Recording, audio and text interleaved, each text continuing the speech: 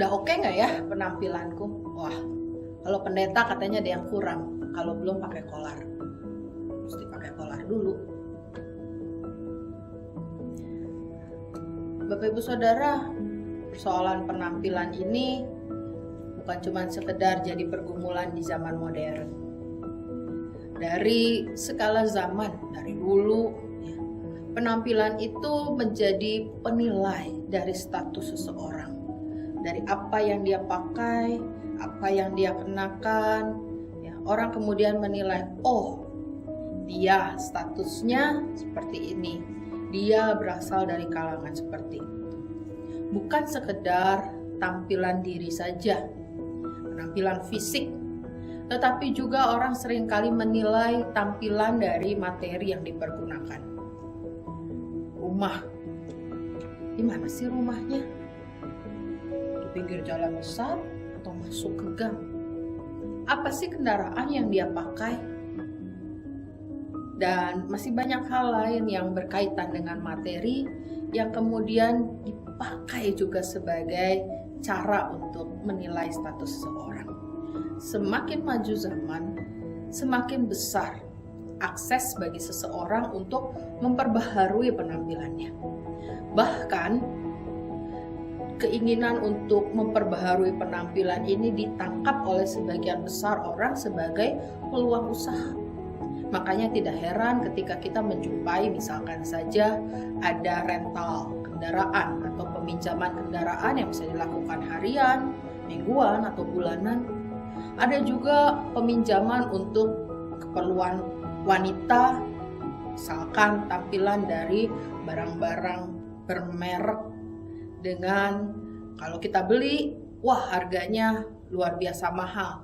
Tapi jangan khawatir, ada orang yang kemudian menyediakan peminjaman untuk barang-barang tersebut. Perbaikan penampilan, tampil lebih oke, tampil lebih kelihatan berwibawa, entahkah memang sungguh-sungguh diperlukan atau untuk mencari pengakuan, penilai lebih dari orang lain.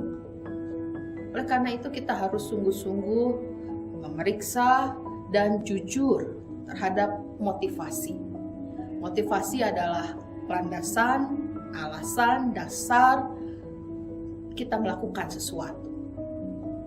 Kalau setelah kita melakukan perbaikan, penampilan, apa yang kita tampilkan di hadapan orang dan kita merasa kecewa, orang tidak memperhatikan, orang tidak memberikan respon positif, maka secara jujur harus kita katakan bahwa motivasi kita adalah untuk mendapat pengakuan.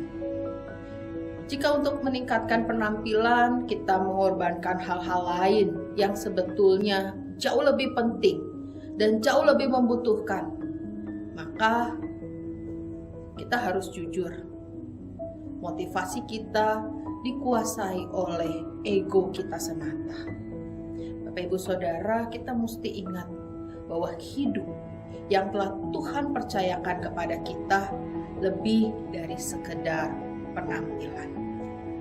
Oleh karena itu, pada saat ini kita bersama akan merenungkan bagian firman Tuhan dari Mazmur 119 ayat 165 sampai 168. Motivasi yang benar ketika kita melakukan sesuatu, ketika kita memperbaiki apa yang tampil sebagai tindakan hidup kita, sebagai kehidupan yang bisa dilihat dan dirasakan oleh orang lain, adalah pertama-tama lahir dari rasa cinta kita terhadap firman Tuhan, atau yang pemazmur katakan terhadap Taurat Tuhan.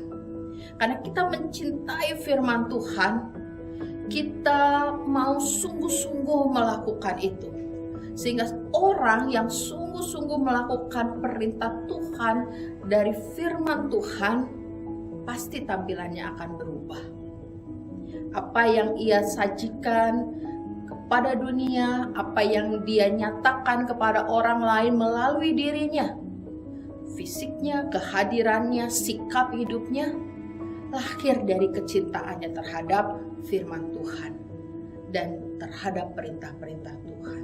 Motivasi yang berikutnya adalah menantikan keselamatan menurut pemazmur. Apa yang pemazmur sedang ingin katakan? Bahwa hidup kita adalah hidup di dalam keselamatan yang Tuhan sediakan. Bukan lagi di dalam penilaian orang terhadap kita. Bukan lagi di dalam ego kita, sehingga kita harus memuaskan diri kita terus untuk menjadi orang yang diakui. Tetapi justru hidup kita terjadi karena keselamatan, sehingga motivasi untuk kita berubah itu karena keselamatan itu terus kita rasakan dan kita nantikan di hadapan orang lain, di hadapan banyak pihak. Mereka juga bisa mengalami keselamatan itu, bukan cuma sekedar menjadi percaya di dalam hati kita saja. Karena kita sungguh-sungguh di dalam keselamatan, tampilan hidup kita berubah, tampilan perkataan kita berubah. Dan kemudian motivasi yang ketiga yang benar adalah bahwa seluruh hidup kita terbuka di hadapan Tuhan. Segenap keberadaan diri kita, Tuhan mengetahui, Tuhan melihat. Kita tidak pernah bisa berpura-pura di hadapan Tuhan. Oleh karena itu, Bapak Ibu Saudara, ketika kita melakukan sesuatu, mari kita lakukan dengan motivasi bahwa Tuhan lihat saya, Tuhan tahu isi hati saya. Dan yang pasti ketika seluruh hidup kita terbuka di hadapan Tuhan, kita tidak mau mengecewakan hatinya, bukan?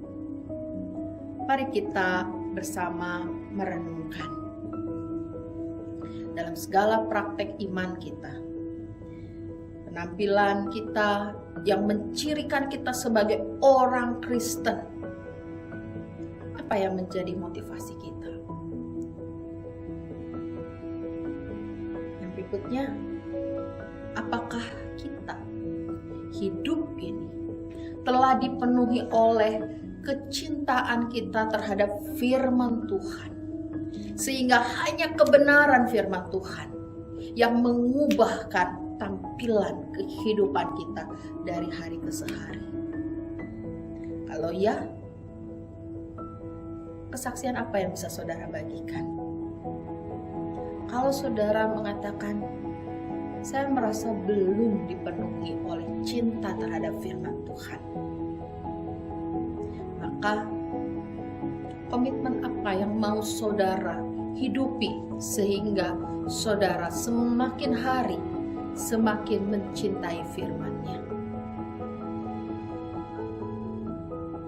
Terakhir, apakah kita sudah siap membuka hidup kita sejujur-jujurnya di hadapan Tuhan dan mempersilahkan Tuhan bekerja di dalam kita, memurnikan motivasi kita, sehingga penampilan kita bukan lagi berdasarkan apa yang dunia harapkan tentang kita, tetapi sungguh-sungguh berdasarkan kemurahan Tuhan yang terjadi atas kita.